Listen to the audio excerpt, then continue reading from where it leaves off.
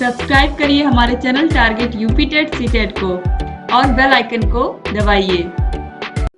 Hello friends, मैं रेनू स्वागत करती हूँ आप सभी भावी अध्यापक एवं अध्यापिकाओं का आपके अपने channel target UP TET CTET में।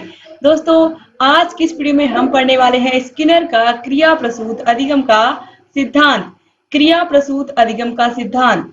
तो स्किनर्स ऑपरेंट कंडीशनिंग थ्योरी क्या है और इन्होंने किस पर प्रयोग किया था और इनके प्रयोग का निष्कर्ष क्या निकला था। इनका शिक्षा में इन्होंने जो सिद्धांत दिया है क्रिया प्रसूत अनुबंधन का सिद्धांत, यह शिक्षा में या बालकों के लिए कितना उपयोगी है, इन सभी के बारे में हम पढ़ेंगे।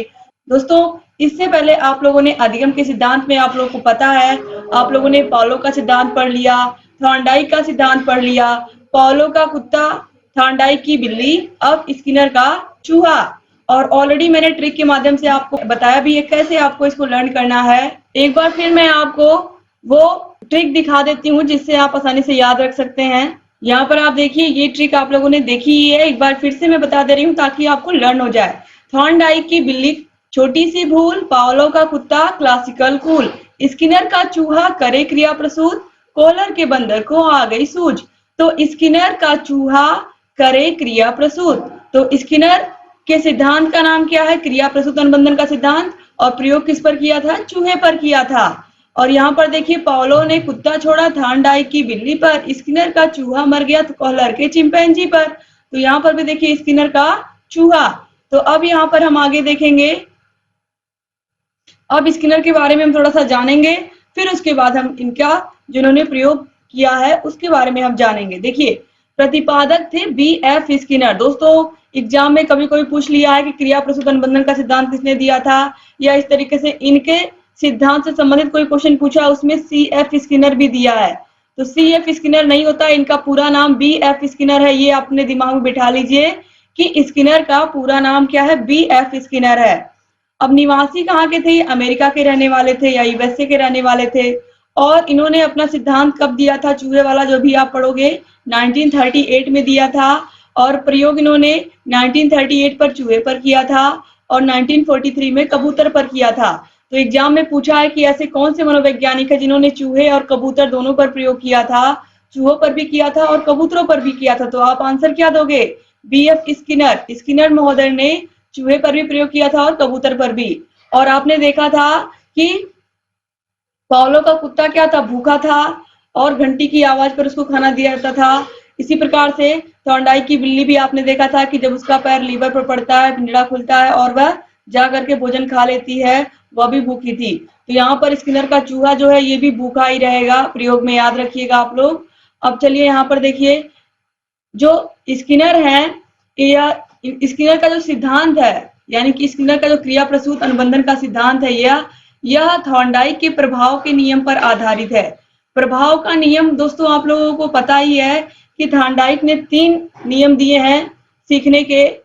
तत्परता का नियम, दूसरा अभ्यास का नियम और तीसरा क्या है? प्रभाव का नियम। तो प्रभाव का नियम यहाँ पर थॉर्नडाइक ने कहा था, जब हम कोई काम करते हैं और हमें उसका परिणाम अच्छा मिलता है तो हम उस काम को दोबारा भी करते हैं, और अगर हमने कोई काम किया उसका परिणाम हमें अच्छा नहीं मिला तो हम उस काम को दोबारा नहीं करते हैं। जैसे कि हमने कोई बिजनेस स्टार्ट किया, बिजनेस हमारा अच्छा चला, ग्रोथ किया, तो हम उसको और आगे बढ़ाने की कोशिश करेंगे, हमारे ऊपर उसका अच्छा प्रभाव पड़ा। और अगर बिजनेस स्टार्ट किया, बिजनेस में लॉस होने लगा, हमारा घाटा होने लगा, तो यह क्या हुआ? खराब प्रभाव हुआ, यानी कि नकारात्मक प्रभाव हुआ। तो हम उस बिजनेस को शायद बंद कर दें। तो इसलिए यहाँ पर इन्होंने इस बात पर ध्यान दिया है कि जब व्यक्ति को फल मिलता है, किसी भी काम का फल मिलता है, तो वह अच्छा भी हो सकता है, खराब भी हो सकता है, यानी कि उसके लिए पॉजिटिव भी हो सकता है, निगेटिव भी हो सकता है। तो काम का जो फल होता है वो बहुत बहुत महत्वपूर्ण होता है। तो इन्होंने काम के फल पर ही बात की है। यहाँ पर अभी आपको एक एक चीज बहुत अच्छे से समझ में आएगी। बहुत बहुत आसान है स्किनर का क्रिया प्रसूत अनुबंधन का सिद्धांत भी। दोस्तों, सबसे पहले यहाँ पर मैं 2 शब्दों की बात करूंगी। पहला है अनुक्रिया, यानी कि रिस्पोंडेंट, और दूसरा है क्रिया प्रसूत। इसके बारे में आप ध्यान समझिएगा। अनुक्रिया, इस प्रकार के व्यवहार में उद्दीपक की जानकारी होती है, इसे अनुक्रियात्मक व्यवहार कहते हैं, और उद्दीपक के प्रति होने वाली अनुक्रिया प्रकाशित अनुक्रिया कहलाती है। तो अनुक्रिया मतलब ये हुआ कि आप उद्दीपक को देख करके आप क्या कर रहे हो, कार्य कर रहे हो। जैसे कि बच्चा पता है कि अगर वो क्लास में फर्स्ट आएगा तो उसे साइकिल मिलेगी, तो उसे लक्ष्य दिखाई दे रहा ना कि अगर मैं काम अच्छे से कर लूंगा और क्लास मेहनत से पढ़ करके क्या कर सकता हूँ, मैं फर्स्ट आ सकता हूँ और उस साइकिल को अपने घर लेकर के जा सकता हूँ इनाम के रूप में। तो अगर लक्ष्य पता है तो लक्ष्य किसके कारण वह पढ़ रहा है, उस साइकिल की लालच में, या ये कह सकते हैं कि उसके दिमाग में ये बात आ चुकी है बच्चे के कि मुझे उद्दीपक दिख रहा। उद्दीपक क्या है, साइकिल है उस बच्चे के लिए। तो जब उसको उद्दीपक यानी कि जब उसको लक्ष्य दिख रहा है कि मैं जब मेहनत करूंगा और पढ़ाई करूंगा तो मुझे साइकिल मिलेगी, यानी कि दिमाग में जो उद्दीपक है उसके बारे में बार बार दिमाग में चलता रहता है। तो व्यक्ति इसी के बिहाफ पे, या फिर ये कहें कि साइकिल के लिए ही वह पढ़ाई कर रहा है, यानी कि उद्दीपक के लिए ही उसे उद्दीपक की जानकारी है। ठीक है, कि अगर हम मेहनत करेंगे तो हमें क्लास में पहला स्थान मिलेगा। अब दूसरा है, देखिए दूसरे प्रकार के व्यवहार में उद्दीपक की जानकारी नहीं होती है। इसे क्रिया प्रसूत व्यवहार और अज्ञात उद्दीपक के प्रति होने वाली अनुक्रिया, निर्गमित या उत्सर्जित क्रिया कहते हैं। इस अनुक्रिया को क्या कहते हैं हम, निर्गमित या उत्सर्जित क्रिया कहते हैं। देखिए यह जो क्रिया प्रसूत है, जो स्किनर का सिद्धांत है, यही इसी पर आधारित है, इसको आप ध्यान समझिएगा। दूसरे प्रकार के व्यवहार में उद्दीपक की जानकारी नहीं होती है, उद्दीपक के बारे में हमें तुरंत नहीं पता होता है और इसे क्रिया प्रसूत व्यवहार और अज्ञात उद्दीपक के प्रति होने वाली अनुक्रिया को हम निर्गमित या उत्सर्जित क्रिया कहते हैं। जैसे कि आपके पास फोन है, आपका फोन, उसमें घंटी आ रही है, तो घंटी बज रही है, अब फोन उठाना ना उठाना ये आपकी मर्जी है, आप उस पर क्रिया कर रहे हो या नहीं कर रहे हो। ठीक है, तो जो क्रिया प्रसूत है यह आपकी क्रिया पर ध्यान देता है, आपके उद्दीपक के बारे में तो आपको पता ही नहीं, क्या पता कि फोन पर आपको ये जानकारी मिलने वाली रही हो कि आपकी लॉटरी लगी है। तो इस तरीके से यहाँ पर देखिए जो क्रिया प्रसूत है इसमें केवल और केवल क्रिया पर ध्यान दिया जाता है, आप क्रिया कर रहे हो या नहीं कर रहे हो, क्योंकि आपको उद्दीपक के बारे में तुरंत जानकारी नहीं होती। जैसे मैंने बताया कि आपका फोन बजा, आपने फोन उठाया नहीं उठाया, आपको ये नहीं पता है कि उस फोन पर आपकी लॉटरी लगने वाली थी। अगर ये पता तो आप तुरंत फोन उठा लेते ना। तो उद्दीपक की जानकारी आपको नहीं थी कि आपकी लॉटरी लगी है। तो यहाँ पर जो क्रिया प्रसूत है इसमें पहले से हमें लक्ष्य की जानकारी नहीं होती है और हम केवल और केवल अपना काम करते हैं और उस अज्ञात उद्दीपक के प्रति होने वाली जो अनुक्रिया, अज्ञात उद्दीपक के प्रति होने वाली जो अनुक्रिया है उसको हम क्या कहते हैं, निर्गमित या उत्सर्जित क्रिया कहते हैं। तो आपको समझ में आ गया होगा। अब देखिए स्किनर का प्रयोग, स्किनर ने जो प्रयोग किया था इसको आप लोग ध्यान से देखिएगा। स्किनर ने अधिगम से संबंधित अपने सिद्धांत के प्रयोग के लिए एक विशेष बॉक्स बनवाया जिसे स्किनर बॉक्स कहा जाता है। तो उन्होंने एक बॉक्स बनवाया और इस तरीके से पिंजरानुमा ही था, आप समझ सकते हो, और इस बॉक्स में भी एक लीवर लगा हुआ था जिसको दबाने से एक खट की आवाज आती थी और इसी पिंजरे में कहीं पर होल था। जैसे ही खट की आवाज आती थी इस पिंजरे में होल के माध्यम से एक प्लेट में खाना आ जाता था, या फिर ये कह सकते हैं कि इस पिंजरे से लगा हुआ एक प्लेट था और जैसे ही गलती से भी इस चूहे का पैर इस लीवर पर पड़ता तो क्या होता, खट की आवाज आती और जैसे ही खट की आवाज आती तुरंत उस प्लेट में खाना आ जाता, जो प्लेट इससे लगा हुआ था, किससे, पिंजरे से या बॉक्स से। ठीक है, इसको बॉक्स भी आप कह सकते हो। देखिए स्किनर ने अधिगम से संबंधित अपने सिद्धांत के प्रयोग के लिए एक विशेष बॉक्स बनवाया जिसे स्किनर बॉक्स कहा जाता है। स्किनर ने चूहे को अपने प्रयोग का विषय बनाया। बॉक्स में एक लीवर था जिसके दबते ही खट की आवाज आती थी। इस ध्वनि को सुन चूहा आगे बढ़ता। इस लीवर का संबंध एक प्लेट से था। जैसे ही लीवर दबता और खट की आवाज आती प्लेट में खाने का टुकड़ा आ जाता था। वह खाना चूहे के लिए प्रबलन यानी कि रीइंफोर्समेंट का कार्य करता। चूहा भूखा होने पर प्रणोदित या ड्राइव होता और लीवर को दबाता, उसे भोजन मिल जाता। स्किनर ने निष्कर्ष निकाला, यदि किसी क्रिया के बाद कोई बल प्रदान करने वाला उद्दीपक या भोजन प्राप्त हो जाता है तो उस क्रिया की शक्ति में वृद्धि होती है। तो अब आप ध्यान से समझिएगा स्किनर ने क्या कहा है, बहुत इंपॉर्टेंट है ये बात, कि स्किनर ने कहा कि जब चूहा भूखा होता तो वह क्या करता। स्किनर स्किनर ने जब चूहे को अंदर बंद कर दिया तो यहाँ पर उसने एक लीवर लगाया था, और जब चूहे को भूख लगी, धीरे धीरे उसका भूख जब बहुत तेज हो गया, तो भूखा तो ऑलरेडी था ही वो, धीरे धीरे जब बहुत तेज हो गई तो वह उसी बॉक्स में उछल कूद करने लगा, और उसका पैर किस पर पड़ गया, इस लीवर पर पड़ गया। जैसे ही लीवर पर पड़ा तो खट की आवाज आई, खट की आवाज आई, और इस खट की आवाज के बाद उसे तुरंत भोजन दिया गया। यानी कि उसके पास उस प्लेट में भोजन आ गया, जो प्लेट लगा हुआ था बॉक्स से, तो उसने उस भोजन को खा लिया। तो यह जो भोजन है, जैसे कि आपने देखा था जब बिल्ली को बंद किया था थार्नडाइक ने, किसमें, पिंजड़े में, तो वहां पर क्या हुआ था, जब उसको खाना मिला तो खाने को क्या कहा गया था, उद्दीपक, और उद्दीपक ही उसका लक्ष्य हो गया था। लेकिन यहाँ पर उद्दीपक को लक्ष्य ना कह करके उद्दीपक को क्या कहा गया है, पुनर्बलन कहा गया है। क्या कहा गया है, पुनर्बलन कहा गया है, जिसे हम पुरस्कार भी कह सकते हैं। यानी कि उसने अनुक्रिया किया, उसने क्या किया, उसने लीवर को दबाया, दबाने का काम किया, इसको क्या कहेंगे, हम अनुक्रिया कहेंगे।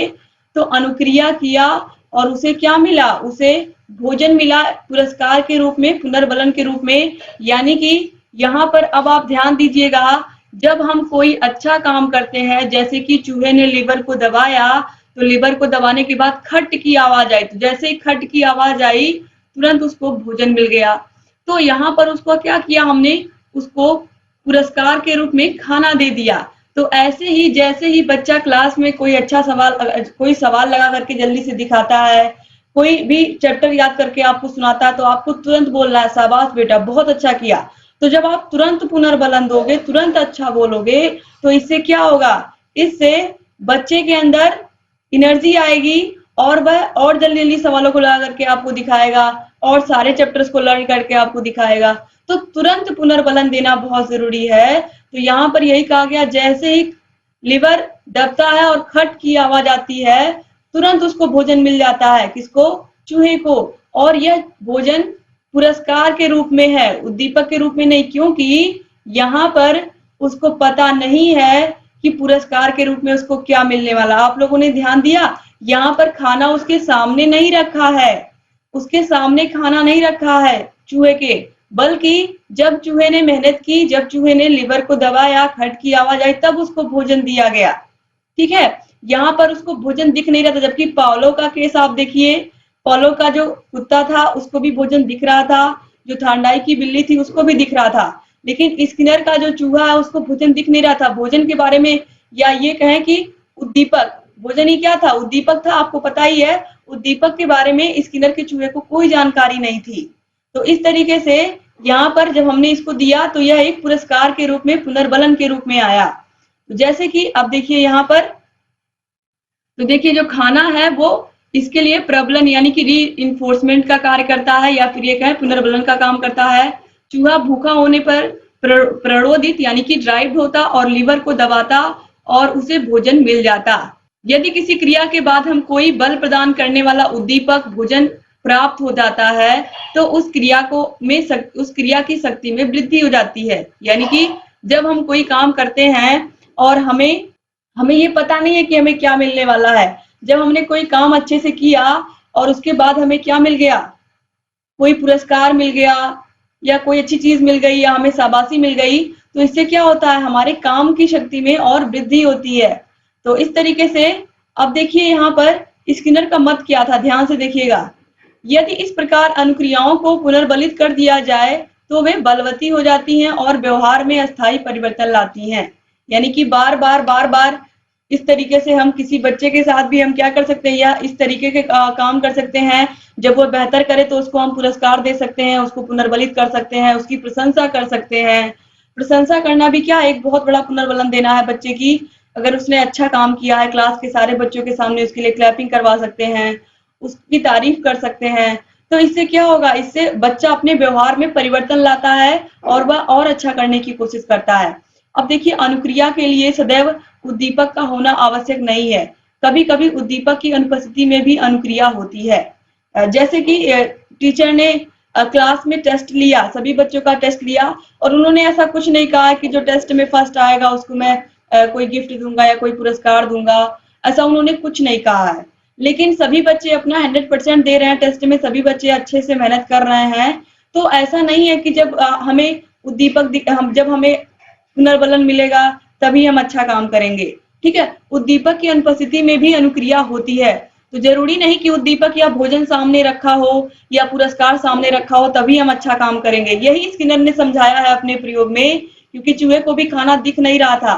अगर हमारे सामने उद्दीपक उपस्थित नहीं है या उद्दीपक के बारे में या पुरस्कार, आप पुरस्कार से तुलना करिएगा उद्दीपक की, तभी आपको समझ में आएगा। उद्दीपक, पुरस्कार या फिर पुनर्बलन। पुनर्बलन अभी मैं पढ़ाने चल रही हूँ आप लोगों को इसी वीडियो में, क्योंकि आपका कॉन्सेप्ट पूरा क्लियर करना है मुझे। तो पुनर्बलन अगर आप तुरंत दोगे उसको, शाबाशी तुरंत दोगे, पुरस्कार तुरंत दोगे, तो इससे क्या होगा, इससे बच्चा उस काम को बार बार करेगा, ठीक है। लेकिन अगर उद्दीपक के बारे में जानकारी नहीं, जैसा मैंने कहा कि टेस्ट में सभी बच्चे अपना 100% देंगे, तो उसके बाद आप उनको पुरस्कार दे सकते हो, जो फर्स्ट आया है, जो सेकंड आया है।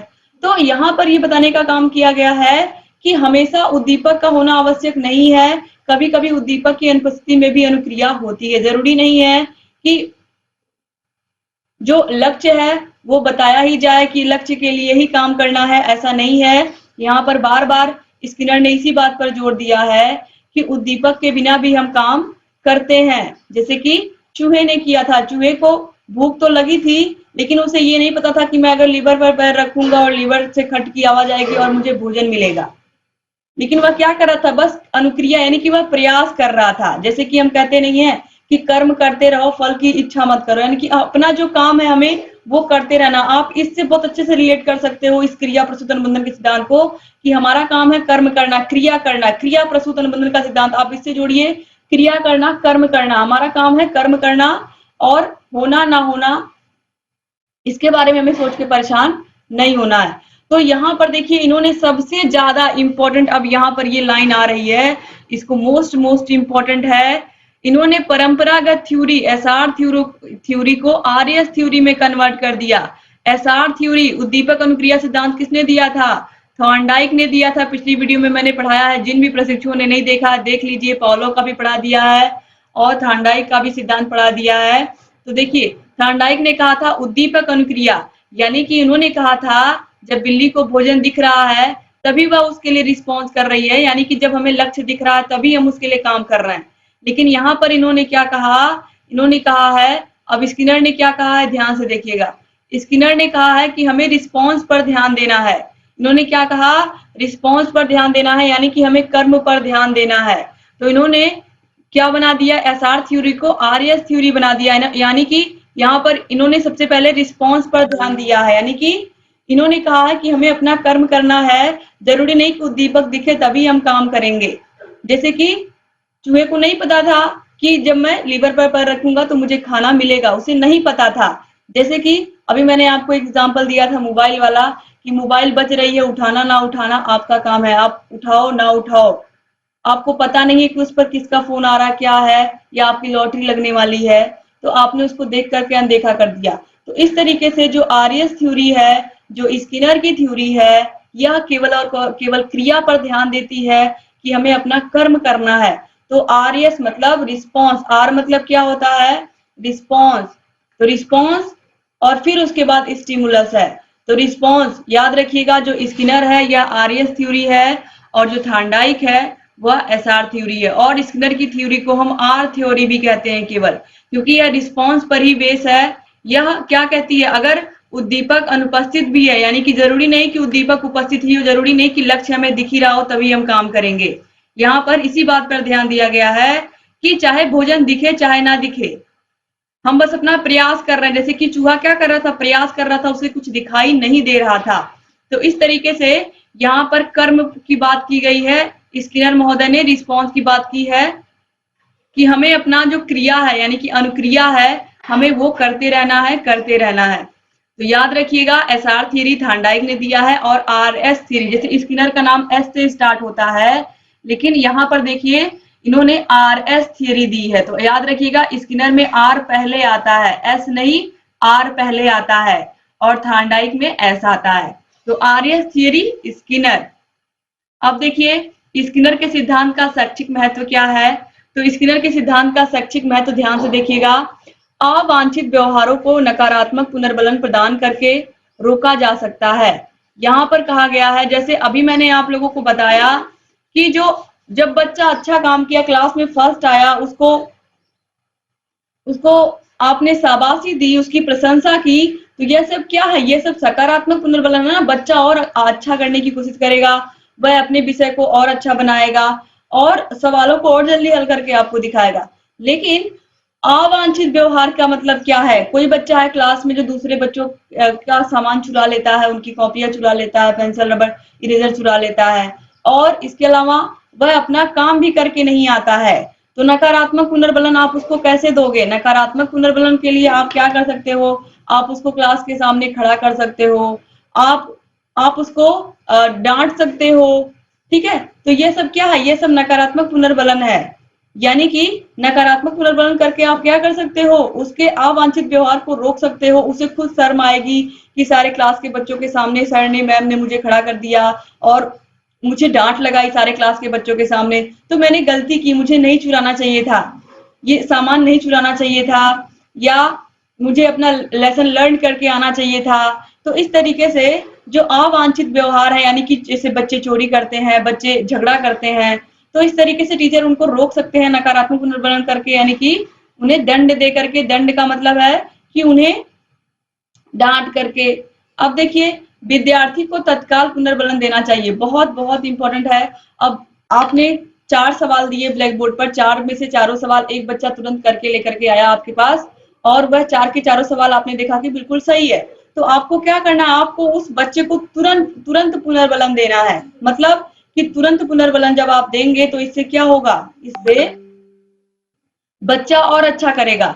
अब आज बच्चा आपके पास 4 के 4 सवाल सही करके लाया और आप उसको कल पुनर्बलन दे रहे हैं, तो यह बिल्कुल भी प्रभावी नहीं होगा। तुरंत कार्य का तुरंत, अगर वह तुरंत अच्छा करके आ रहा है तो तुरंत उसको आपको शाबाशी देनी है, तुरंत उसको उसकी आपको प्रशंसा करनी है। तो पुनर्बलन हमें तुरंत देना है, तत्काल देना है, नहीं तो उसका कोई महत्व नहीं रह जाएगा। अब देखिए, शिक्षार्थी का परिणाम शीघ्रातिशीघ्र घोषित करना चाहिए। क्यों घोषित करना चाहिए? क्योंकि बच्चों के अंदर एक्साइटमेंट होती है और बच्चे चाहते हैं कि जल्दी से जल्दी उनका परिणाम आ जाए। और जो बच्चा सारे के सारे सवाल किया रहता है, अगर सर ने टेस्ट लिया, मैम ने टेस्ट लिया है, तो उसके अंदर तो और ज्यादा जिज्ञासा होती है कि जल्दी से कॉपियां चेक हो, जल्दी से मुझे मेरी कॉपी मिले और 20 में 20 नंबर मिले। तो इस तरीके से जो बच्चे होते हैं उनको अपना परिणाम जानने की बहुत जिज्ञासा होती है, इसीलिए इनकी कॉपियां जल्दी से चेक करके इनका परिणाम जल्दी से घोषित कर देना चाहिए। और जो भी बच्चा अच्छा किया है टेस्ट में, उसे तुरंत पुनर्बलन भी प्रदान करना चाहिए, यानी कि तुरंत उसे शाबाशी मिलनी चाहिए, उसे पुरस्कार मिलना चाहिए, जो भी आपके पास उस टाइम अवेलेबल है। अब है अध्यापक छात्रों के वांछित व्यवहार को प्रशंसा, पुरस्कार, प्रोत्साहन व अपनी सहमति से पुनर्बलित कर दे तो विद्यार्थी बार बार उस कार्य को करेगा। जैसे मैंने कहा कि अध्यापक, अब बच्चा कोई भी अच्छा काम करता है, क्लास में फर्स्ट आया या फिर वह टेस्ट में फर्स्ट आया या फिर सारे के सारे सवाल लगाकर दिखाए, इस तरीके का कोई भी सिचुएशन हो सकता है। और जब भी उसने अच्छा काम किया तो शिक्षक ने उसकी प्रशंसा की, उसको पुरस्कार दिया या उसको प्रोत्साहित किया।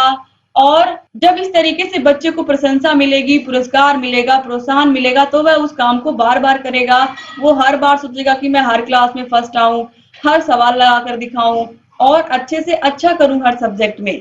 अब इसके बाद देखिए, अभिक्रमित अनुदेशन, कंप्यूटर सहायक, शिक्षण मशीन आदि में पुनर्बलन देने के लिए इसी सिद्धांत का प्रयोग किया जाता है। तो अभिक्रमित अनुदेशन के बारे में अभी आप आगे पढ़ोगे, तो इस तरीके से यहाँ पर आपको समझ में आ गया होगा कि पुनर्बलन कितना जरूरी है और इसी पर ये पूरी थियरी है लगभग लगभग स्किनर की। अब देखिए, स्किनर के सिद्धांत के अन्य नाम क्या हैं?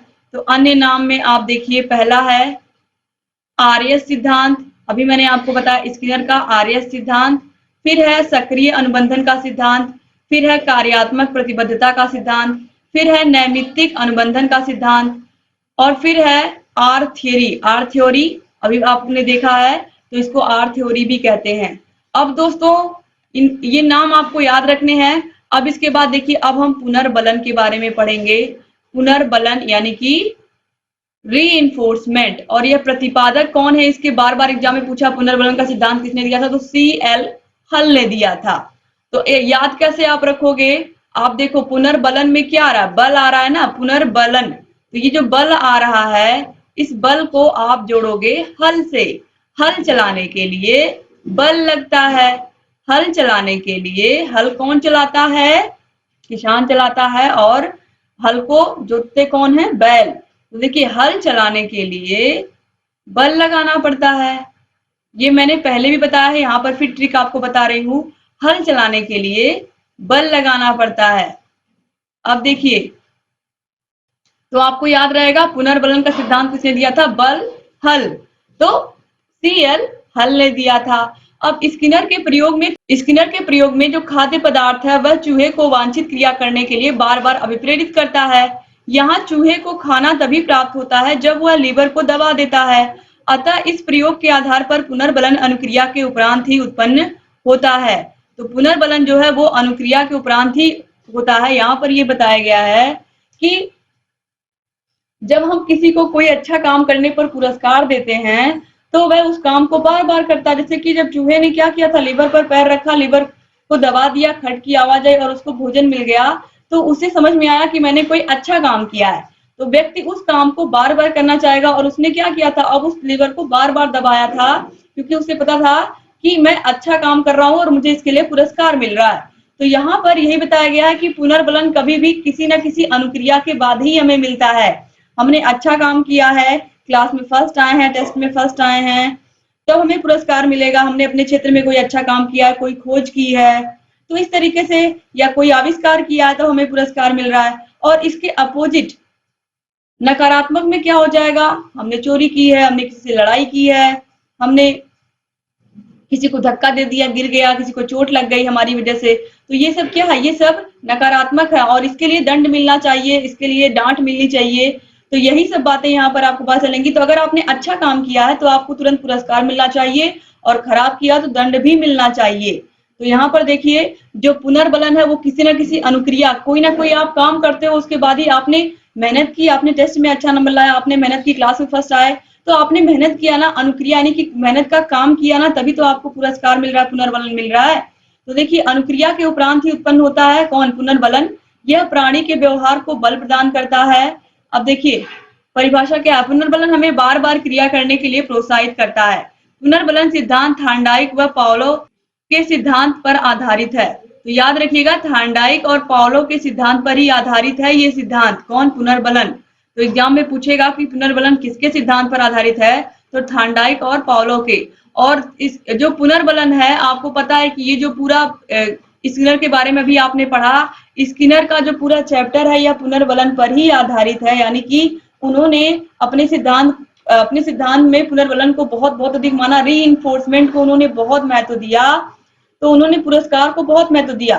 तो एग्जाम में अगर पूछेगा कि स्किनर ने किसके अगर एग्जाम में पूछता है कि जो पुनर्बलन का सिद्धांत है इसको सबसे अच्छा किस मनोवैज्ञानिक ने कहा था, सीखने का सबसे अच्छा सिद्धांत किस मनोवैज्ञानिक ने कहा था, तो स्किनर ने ही कहा था पुनर्बलन सिद्धांत को सबसे अच्छा सीखने का सिद्धांत। अब देखिए, जो पुनर्बलन होता है दो प्रकार का होता है, सकारात्मक पुनर्बलन और नकारात्मक पुनर्बलन। और इसको भी हम बांट सकते हैं शाब्दिक और अशाब्दिक पुनर्बलन में। जैसे कि कोई बच्चा अच्छा काम किया, आपने कोई क्वेश्चन पूछा और आप क्लास में खड़ा किया, कोई क्वेश्चन पूछा, उसने बता दिया, तो आप कुछ मुंह से नहीं बोल रहे हो, आप बस क्या कर रहे हो, अब आप मुस्कुरा दे रहे हो, आप खुशी जाहिर कर रहे हो चेहरे से कि हाँ बेटा अच्छा किया, और उसको फिर बैठा दे रहे हो। नकारात्मक क्या हुआ? किसी बच्चे ने, आप देख रहे हो दो बच्चे क्लास में झगड़ा कर रहे हैं और आप जैसे ही आपकी नजर पड़ी उन लोगों पर, वो लोग भी आपको देख रहे हैं, वही बच्चे भी आपको देख रहे हैं, तो वो देख रहे हैं कि आपके चेहरे पर एक गुस्से का भाव है, आप गुस्सा हो उन लोगों से, वो लोग क्यों झगड़ रहे हैं, तो वो दोनों चुपचाप फिर अपनी अपनी सीट पर आसानी से बैठ जाएंगे और अपना काम करने लगेंगे। उन्हें समझ में आ गया सर या मैम का फेस देख करके कि हाँ ये गुस्सा है हमारे व्यवहार से। तो इस तरीके से ये अशाब्दिक हो गया। यानी कि शाब्दिक और अशाब्दिक पुनर्बलन भी होता है कि हम कह करके भी अपना काम करवा सकते हैं और बिना कहे भी हम क्या कर सकते हैं, अपना काम करा सकते हैं। तो इस तरीके से यहाँ पर यानी कि बिना कहे भी होता है सकारात्मक पुनर्बलन और बिना कहे भी होता है नकारात्मक पुनर्बलन। तो शाब्दिक और अशाब्दिक ये दोनों ही होते हैं। तो शाब्दिक का मतलब जैसे कि आपने बोल दिया शाबाश बेटा बहुत अच्छे, तो ये क्या हो गया शाब्दिक, आपने अपने मुंह से कुछ शब्द बोले, और जब शब्द नहीं बोला केवल मुस्कुरा दिया, केवल मुख के भाव ऐसे बनाए कि आप खुश हो, तो ये क्या हो गया अशाब्दिक पुनर्बलन हो गया। अब देखिए सकारात्मक पुनर्बलन, नकारात्मक पुनर्बलन क्या होता है ऑलरेडी आपने सीख ही लिया। तो सकारात्मक पुनर्बलन में देखिए सकारात्मक पुनर्बलन वह पुनर्बलन होता है जो व्यक्ति को कार्य करने के लिए प्रोत्साहित करता है, जैसे प्रशंसा करना, पुरस्कार देना आदि। तो यह सकारात्मक हो गया कि बच्चा बार बार उस काम को करना चाहेगा। नकारात्मक क्या हो गया? नकारात्मक पुनर्बलन वह पुनर्बलन होता है जो व्यक्ति को कार्य करने से रोकता है। कोई भी हो, सब इससे बचना चाहते हैं, जैसे कि दंड देना, आलोचना करना। कोई भी नहीं चाहता है कि उसको दंड मिले और उसकी आलोचना हो। तो नकारात्मक पुनर्बलन तभी दिया जाता है जब कोई भी बच्चा इस तरीके का काम करता है। तो मैंने अभी आपको बताया, चोरी करना, किसी बच्चे को परेशान करना, किसी का कॉपी चुरा लेना, तो उसको दंड मिलना बहुत जरूरी है और तुरंत दंड मिलना। जैसे कि जब अच्छा काम किया तो तुरंत पुरस्कार मिला और खराब काम किया तो तुरंत दंड भी मिलना चाहिए। तो यह क्या हो गया? नकारात्मक पुनर्बलन हो गया। तो ये भी आपको समझ में आ गया। अब देखिए पुनर्बलन के और भी अन्य प्रकार होते हैं, जैसे कि सतत पुनर्बलन। तो यह भी वही चीज है, जैसे प्रत्येक सही क्रिया के बाद दिया जाने वाला पुनर्बलन सतत पुनर्बलन। जैसे कि मैंने अभी कहा कि जब प्रत्येक सही क्रिया के बाद दिया जाने वाला पुनर्बलन सतत पुनर्बलन कहलाता है। जैसे कि कक्षा में अध्यापक को पुनर्बलन का प्रयोग करना चाहिए, जैसे कि तुरंत करना चाहिए। कोई बच्चा अच्छा काम करके आया आपके पास, आप सारे सवाल लगा करके बच्चा दिखा रहा है, तो आपका काम है ना उसको पुनर्बलित करना। तुरंत आप उसको शाबाशी दोगे। आज वो काम करके दिखाया, कल परसों दोगे तो उसका कोई मतलब नहीं रहेगा। मतलब आपको हमेशा बच्चों को पुनर्बलित करना चाहिए, हर दिन। अगर बच्चे अच्छा कर रहे हैं तो हर दिन आपको उनको क्या करना चाहिए? हर दिन आपको उनको पुनर्बलित करना चाहिए। अब देखिए निश्चित अंतराल पुनर्बलन, यह क्या होता है? निश्चित अंतराल पुनर्बलन का मतलब होता है यह पुनर्बलन वार्षिक परीक्षा, अर्धवार्षिक परीक्षा यानी कि साल में एक बार, दो बार अर्धवार्षिक होता है, एक बार वार्षिक होता है। तो इसके बाद मिलता है। तो इसमें आपको पता ही है बच्चों को पुरस्कार दिया जाता है। इसके बाद देखिए यह भी क्या हो गया? निश्चित, यानी कि 6 महीने, 1 साल के बाद निश्चित अंतराल पर आता है। अब परिवर्तनशील पुनर्बलन, यह क्या होता है? एक ही पुनर्बलन का बार बार प्रयोग नहीं करना चाहिए और इसे बीच बीच में परिवर्तित करते रहना चाहिए। यानी कि बस बार बार वही शाबाश बेटा बहुत अच्छे, बार बार यही शब्द नहीं आपको प्रयोग करने हैं, कुछ अलग चीजें भी आपको बोलनी है। आप बच्चे की पीठ थपथपा सकते हो, आप ये बोल सकते हो अगली बार और अच्छा करना, बहुत अच्छा कर रहे हो। मतलब बार बार आपको अपने ही शब्दों को बदलना पड़ता है, एक ही शब्द बार बार आपको प्रयोग नहीं करना है, या एक ही पुरस्कार बच्चे को बार बार नहीं देना है। कभी आपने टिफिन दे दिया, कभी बोतल दे दिया, कभी बच्चे को प्लेट दे दी, कभी जो भी उसकी जरूरत का सामान है, कभी कॉपी दे दिया। ठीक है, तो इस तरीके से बच्चे को बदल बदल करके पुनर्बलन देना चाहिए। अब देखिए हल के पुनर्बलन सिद्धांत के और कौन कौन से नाम हैं? तो पुनर्बलन सिद्धांत का नाम है प्रबलन का सिद्धांत, अंतर्नोद या अंतर्नाद न्यूनता का सिद्धांत, सबलीकरण का सिद्धांत, यथार्थ अधिगम का सिद्धांत, अंतर्नोद प्रणोद का सिद्धांत भी इसको कहते हैं, क्रमबद्ध अधिगम का सिद्धांत, चालक न्यूनता का सिद्धांत। तो प्रबलन, अंतर्नोद प्रणोद का सिद्धांत, सबलीकरण का सिद्धांत, यथार्थ अधिगम का सिद्धांत, क्रमबद्ध अधिगम का सिद्धांत, चालक न्यूनता का सिद्धांत, ये सब हल के सिद्धांत हैं।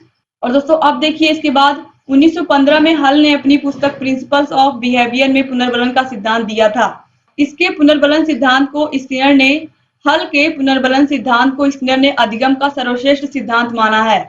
अभी मैंने आपको बताया है कि हल के इस पुनर्बलन के सिद्धांत को स्किनर ने अधिगम का सीखने का सर्वश्रेष्ठ सिद्धांत बताया है कि बच्चा अगर अच्छा कर रहा है तो उसको हमें शाबाशी देनी चाहिए, उसको हमें पुरस्कार देना चाहिए, और ये आप लोगों को पता है कितना जरूरी होता है।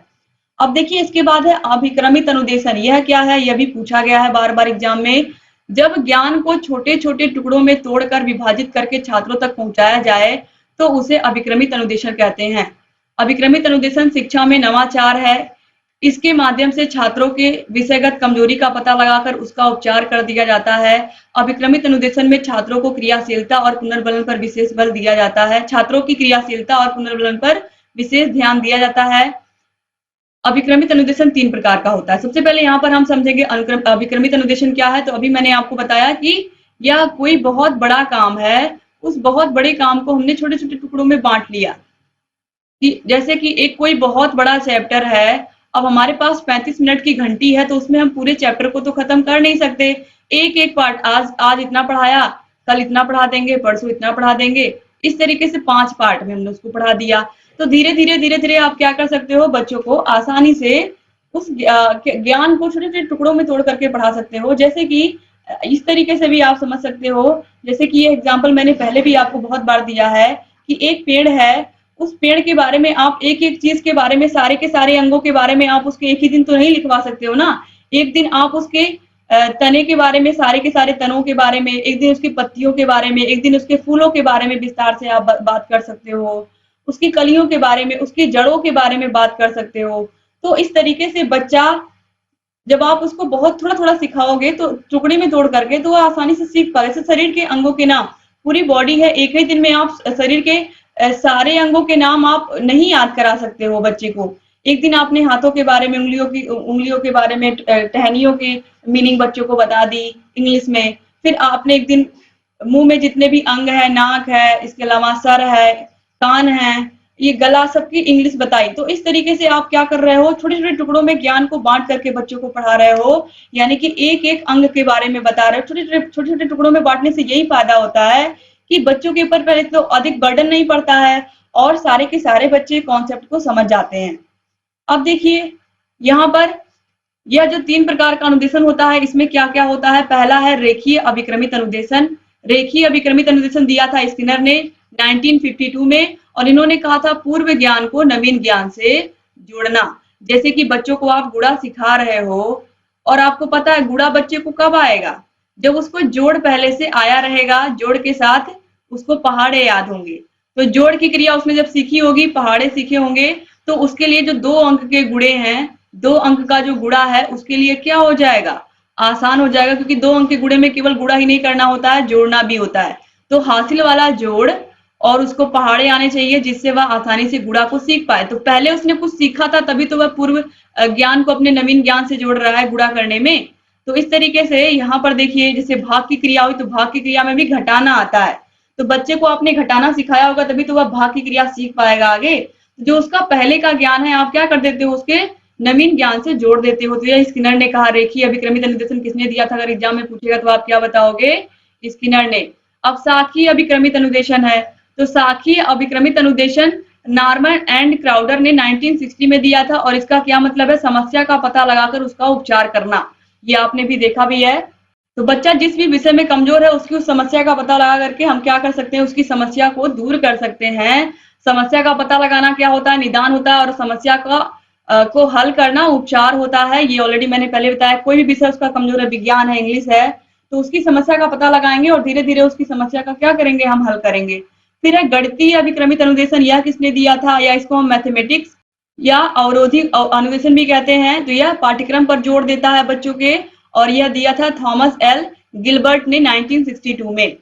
यह तीनों के तीनों अनुदेशन आप याद रखिएगा, और मुझे उम्मीद है कि ये वीडियो आपको पसंद आई होगी, और आप लोग इस वीडियो को अपने कॉलेज फ्रेंड्स को भी जरूर शेयर करेंगे। तो ये स्किनर का सिद्धांत और पुनर्बलन, दोनों मैंने 2 चैप्टर आज आपके यहाँ पर खत्म कर दिए, और दोनों ही बहुत महत्वपूर्ण थे। तो स्किनर के साथ मैंने पुनर्बलन क्यों पढ़ाया? क्योंकि जो स्किनर हैं, इनके सिद्धांत में पुनर्बलन को, पुरस्कार को, प्रशंसा को बहुत महत्व दिया गया है। तो इसीलिए जब भी कोई अच्छा काम करेगा तो उसे हमें शाबाशी जरूर देंगे, और तुरंत देंगे, उसे पुरस्कार तुरंत देंगे। तो स्किनर की क्रिया प्रस्तुत के साथ आपने पुनर्बलन भी आज यहाँ पर सीख लिया, और आप बताइएगा कि आज की वीडियो आपको कैसी लगी, और आप अपने कॉलेज फ्रेंड्स को वीडियो को शेयर करना मत भूला करिए। डिस्क्रिप्शन बॉक्स, कमेंट बॉक्स में आपको सारे के सारे वीडियोस की लिंक मिल जाएगी, हर एक विषय की। आप देखिए, यहाँ आई बटन पर भी मिल जाएगी। बिना कोचिंग के आप तैयारी कैसे कर सकते हैं, इसके अलावा आपको बुक्स कौन कौन सी लेनी है, सबके बारे में मैंने ऑलरेडी आपको पहले ही बताया हुआ है। तो आप सारे वीडियोस को देखिए, जहाँ कहीं कोई भी समस्या आ रही है हमसे बताइए दोस्तों, और लगातार हमसे ऐसे ही बने रहिए। और वीडियो अच्छा लगा और लाइक करके जाइएगा, अच्छे से प्यारे प्यारे कमेंट जरूर छोड़ के जाइएगा, और आप लोग मुझे बताइएगा कि आप लोगों को वीडियोस कैसी लग रही हैं। लगातार मैं वीडियोस लेकर के आ रही हूँ आप लोगों के लिए, और चैनल को सब्सक्राइब नहीं किया तो प्लीज सब्सक्राइब कर दीजिए, क्योंकि सब्सक्राइब आप किए रहोगे और घंटी का निशान बजाए रहोगे, तभी आपको सारे के सारे वीडियो के नोटिफिकेशन समय पर पहुंचेंगे। तो चैनल से बने रहिए दोस्तों, आपके लिए रेगुलर वीडियोस हम लेकर के आते रहेंगे, और आपकी तैयारी को बेस्ट से बेस्ट हम कराते रहेंगे। और हमारा एक ही सपना है, मैं बार बार बोलती हूँ, कि आप लोग मेहनत करके सभी लोग शिक्षक बने, और अपने सपने को, अपने माता पिता के सपने को साकार करें। आप सभी लोग, बहुत सारे ऐसे प्रशिक्षु हैं जो अलग अलग जॉब करते हैं, बहुत सारी गृहिणियां हैं जो बच्चे संभालती हैं, घर संभालती हैं, लेकिन वो मेहनत से पढ़ रही हैं, और मुझे ये देख करके बहुत बहुत खुशी हो रही है। बहुत सारे जब हाउस वाइफ कमेंट करती हैं तो बहुत अच्छा लगता है। हाउस वाइफ नहीं, आप भी एक शिक्षक हो, और आप जल्द से जल्द आपका जहाँ स्थान है आप वहां पर पहुंचे, जिसके लिए आप मेहनत कर रहे हैं, यही ईश्वर से दुआ है। तो आप लोग मेहनत करते रहिए, आपके लिए वीडियोस हम लेकर के आते रहेंगे, और आपकी तैयारी को बेहतर बनाते रहेंगे। एक बार फिर से आप सभी भाई बहनों का, आप सभी का दिल से शुक्रिया वीडियो को पूरा देखने के लिए। तो मिलते हैं नेक्स्ट वीडियो में, तब तक अपना ख्याल रखिएगा, अपनी फैमिली का भी ख्याल रखिएगा और हमसे ऐसे ही जुड़े रहिएगा। जय हिंद दोस्तों।